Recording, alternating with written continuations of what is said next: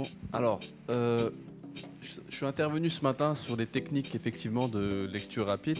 Et là, je vais plus parler de mon parcours. Déjà, ça me tient à cœur de me parler de mon parcours personnel parce que derrière, à travers vos visages et à travers pas mal de personnes, j'ai l'impression de me voir aussi.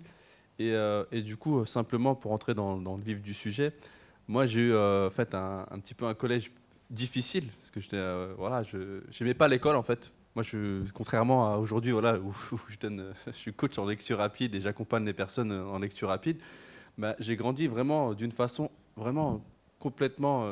Moi, j'aimais pas l'école et la cause, je ne pourrais pas vous la dire. C'est juste que j'étais pas à l'aise, j'étais pas mature. La difficulté pour moi, c'était très difficile en fait. Toute la partie collège, je comprenais pas pourquoi j'allais à l'école en fait. C'était ça. Et à un moment donné, bah, je suis arrivé au lycée. Donc j'ai suivi un parcours professionnel. Donc je ne savais pas ce que je voulais faire plus tard, un petit peu comme 90% des jeunes. J'entendais Amina tout à l'heure qui ne savait pas non plus. Et je me reconnais beaucoup dans ce discours pour la simple et bonne raison, c'est qu'en fait, bah, on n'est pas intéressé à 15 ans, à l'âge de 15 ans, on ne sait pas ce qu'on veut faire plus tard. Et c'est ça qui est difficile. On est jeté un petit peu dans la cour comme ça, on se dit, bon, bah, qu'est-ce qu'on doit faire? Et là, j'ai suivi un cursus professionnel parce que bon, bah, j'avais le profil d'aller en professionnel et je me suis laissé vivre.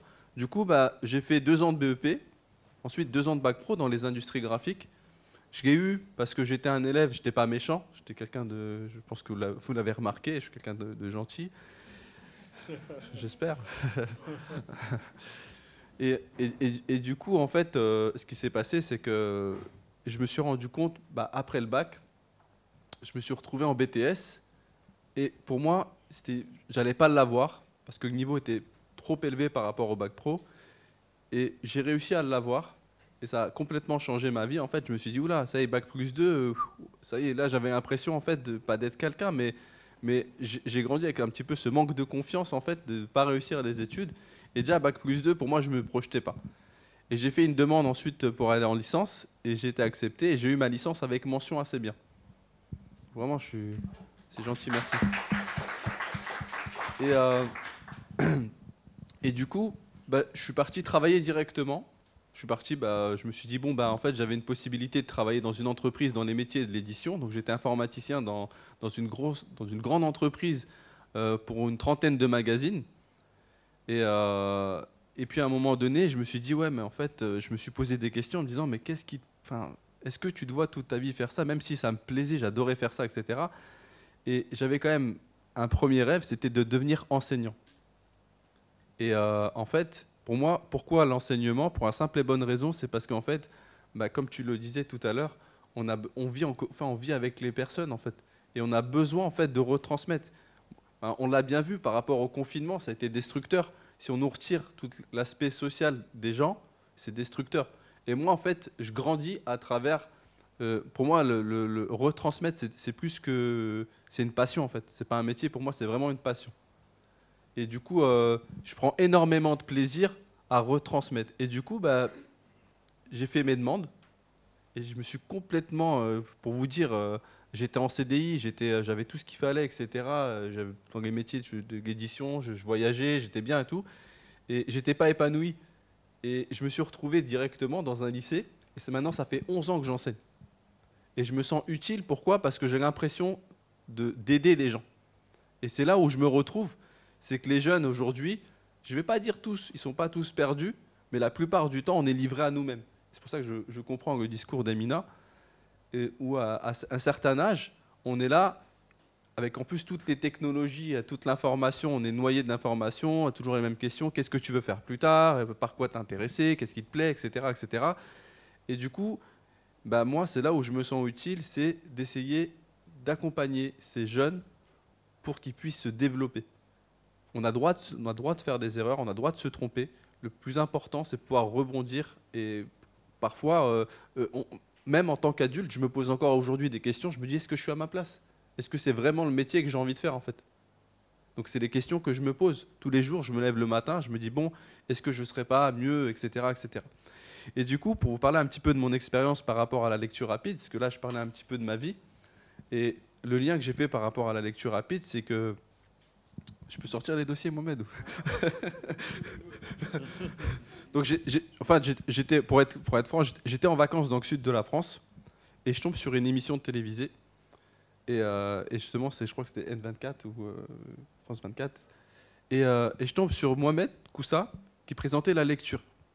Et là, j'étais sceptique. Je me suis dit, la lecture rapide, tout ça. Et en fait, la première chose qui m'est venue à la tête, en fait, c'était waouh! C'est comme si c'était un super pouvoir de pouvoir lire énormément de livres d'un coup et de me dire, tiens, là, aujourd'hui, tu as la possibilité de lire énormément de choses. Et du coup, je me suis dit, je me suis intéressé au sujet, en fait. Donc, grâce à cette émission, je suis parti fouiller. Premier réflexe que j'ai fait, je suis parti regarder sur les réseaux, je suis parti regarder un peu sur YouTube, je me suis renseigné, j'ai vu qu'il y avait des championnats, j'ai regardé, je me suis renseigné en fait. Et j'étais sceptique, effectivement, j'étais vraiment sceptique en me disant, ouais, quand même, toutes ces années passées à l'école, je comprends pas, pourquoi on nous apprend pas ça à l'école, ça doit pas marcher, c'est quand même bizarre, etc. Et tout. Et je me suis dit, en fait, la seule façon, c'est de tester en fait. C'est bien beau de dire ouais ça marche pas, j'ai pas assez de recul, je n'étais pas expert dans le domaine, je peux pas savoir, j'ai pas fait. Donc du coup qu'est-ce que j'ai fait? J'ai suivi un peu les webinars de Mohamed et à chaque fois, j'en ai suivi plusieurs, à chaque fois je me reconnaissais dans le discours en fait.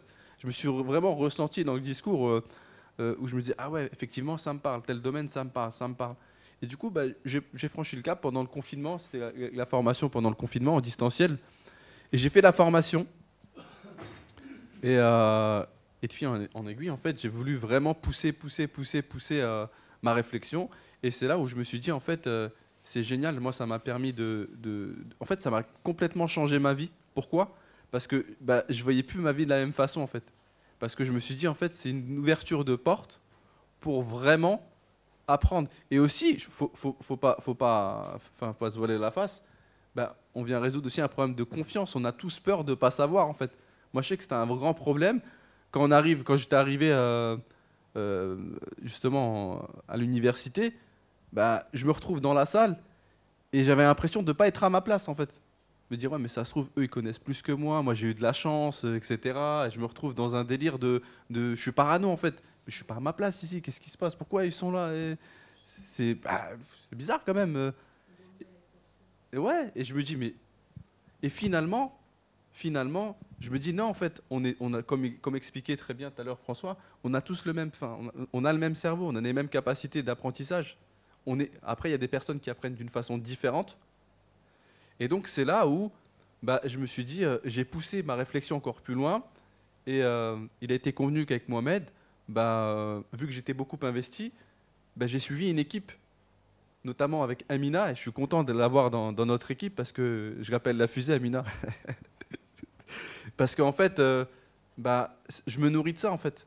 Je me nourris de mettre à disposition mes compétences et mon bagage pour que les gens grandissent. Et c'est là où je me sens vraiment utile, en fait.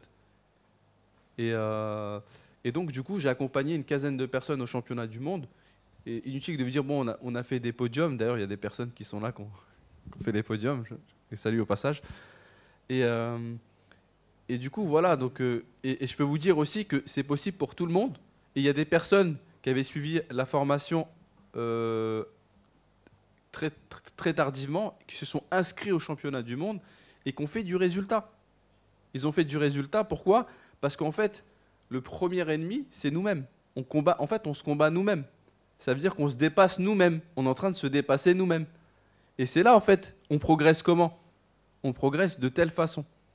Et quand on organise des ateliers pour les championnats du monde, on met bien les choses en place pour bien comprendre qu'on n'est pas en concurrence avec notre camarade qui est à côté de nous ou en distanciel, on est en concurrence avec nous-mêmes. Ça veut dire que peu importe qui gagne, on s'en fout de qui gagne. On s'en fout qui est champion du monde, c'est pas ça le plus important. Le plus important vraiment, c'est de se dépasser, d'avoir progressé en fait. Et le progrès, il est là. Voilà concrètement ce que je peux vous dire de... Voilà, merci. Merci.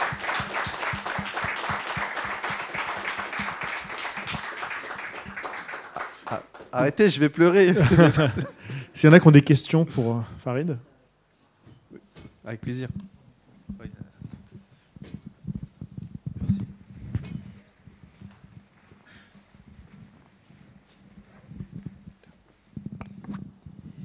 Tout d'abord, je te remercie pour ton témoignage. Avec plaisir. Et j'aimerais que tu développes un peu plus comment ça s'est manifesté pour toi, parce que tu dis que ça t'a apporté énormément de choses. Mais j'aimerais savoir concrètement, par exemple, Amina soulevait le fait que au début ça a été difficile, elle n'en voyait pas forcément l'utilité, et à force de persévérance, elle en a eu les fruits. Je voudrais savoir comment ça s'est manifesté pour toi. Je te remercie pour ta question qui est très pertinente. En fait, ça a changé ma vie déjà, parce que comme vous avez fait la formation ce matin, on a commencé par quoi? On a commencé par la concentration. Déjà, moi, avant, je ne savais pas que ça existait, la concentration pour lire. Rien que ça, pour moi, c'était quelque chose de nouveau. Donc du coup, mais maintenant, en fait, j'applique cette concentration dans plusieurs domaines. Et en fait, il y a aussi ce que j'ai appris à travers la formation, c'est pour pouvoir justement être efficace, on a besoin d'être équilibré. Donc en fait, j'ai tout un process, j'ai revu tout un process de vie, moi, derrière. Parce que, en fait, si je veux apprendre correctement, ça veut dire qu'à un moment donné, il ne va pas falloir que je me couche trop tard, il va falloir que je m'y prépare, il va falloir que je fasse attention à comment mon temps de sommeil, est-ce que je suis bien concentré, est-ce que je suis bien connecté avec moi-même, est-ce que je suis bien avec mes valeurs, est-ce que ça me représente, est-ce que je mange bien ou pas. Tout cet aspect-là, c'est toute cette partie-là qui fait que je vais créer un équilibre des valeurs avec moi-même, pour justement pousser encore l'apprentissage et aller encore plus loin. Voilà en quoi en fait ça a changé ma vie en fait. C'est qu'en fait c'est pas le fait de lire simplement, c'est tout le process qu'il y a autour, de comprendre. J'espère avoir répondu à ta question.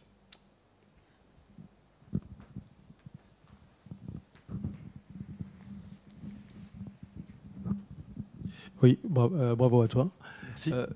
Juste une petite question. Est-ce que vous avez comme ça des objectifs, des nombres des livres à lire par semaine ou de quotas? Personnellement ou par rapport à au coaching? Enfin, je veux dire, toi par exemple, est-ce que tu as des nombres des livres? Est-ce que tous les concours? Je suis en train de le mettre en place envers moi-même, oui, pour justement, pour être franc avec vous, je veux me réveiller plus tôt.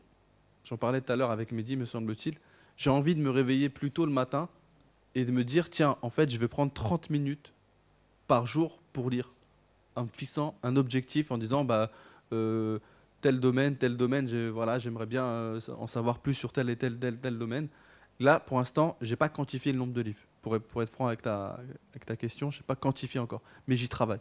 D'accord. Et au niveau du coaching, est-ce qu'il y a un objectif comme ça, oui, quantitatif Oui, tout à fait, parce qu'on travaille sous forme de progression et on fait une pédagogie vraiment personnalisée. Donc c'est ça qui est intéressant en fait dans la partie d'accompagnement pour les championnats du monde, c'est qu'on n'est pas tous au même niveau. Il y a des personnes qui ont fait la formation il y a quelques années, forcément, ils ont de la pratique, ils ont un bagage. Et comme je l'ai dit tout à l'heure, notre objectif à nous, c'est de vous faire progresser. Donc avant de viser déjà les personnes qui ont expérience, il faut déjà dire, moi si j'arrive à lire un livre de 200 pages en une semaine, si j'arrive à le lire en 2 heures, c'est déjà bien. Si j'arrive à lire en 1 heure, c'est encore mieux. Si j'arrive à lire en 30 minutes, j'atteins des objectifs. Donc nous, on vous accompagne sur cette partie-là en fait. Merci. Je vous en prie.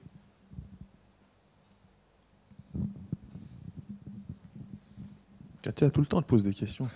Chaque fois. Bravo pour ton parcours, j'étais très touchée. Merci. La question, c'est, je voulais te partager une remarque sur ce que j'ai pu éprouver. En fait, je remarque que quand je m'entraîne moins, je perds vite, très vite. Là, j'ai pendant 15 jours, 3 semaines, j'ai pas pu lire, en fait. Et je me suis rendu compte que j'ai perdu. Est-ce que c'est normal? Est-ce que ça vous le fait aussi, à vous même Personnellement, c'est normal parce qu'en fait, ce qu'il faut voir, la lecture, c'est comme un sport. Si on ne s'entraîne pas, on perd. Moi, je le vois comme ça. Vraiment, je le vois comme ça. Après, vaut mieux faire un petit peu tous les jours que pas faire du tout et faire 1 mois à fond. Ensuite, on arrête. En fait, le secret, en fait, c'est d'être constant, de pratiquer d'une façon constante, de dire, c'est pas grave, je fais 15 minutes par jour, mais je le fais un petit peu. Et c'est ça le secret de la réussite, en fait, c'est d'être constant. En fait. Qu'est-ce qui fait que les champions aujourd'hui sont champions? C'est le travail, en fait. Il n'y a pas d'autre solution. C'est quoi l'efficacité? C'est le travail. Le travail sur quoi? Sur soit viser le long terme. Tout dépend des objectifs qu'on a. Et les objectifs, ils sont différents à chacun. Il y a des gens ici qui visent la performance, d'autres non, qui visent juste dire, bon bah moi ça me convient, je veux lire 2 livres par mois, ça me suffit, tant mieux. Donc tout dépend après de l'objectif à chacun en fait.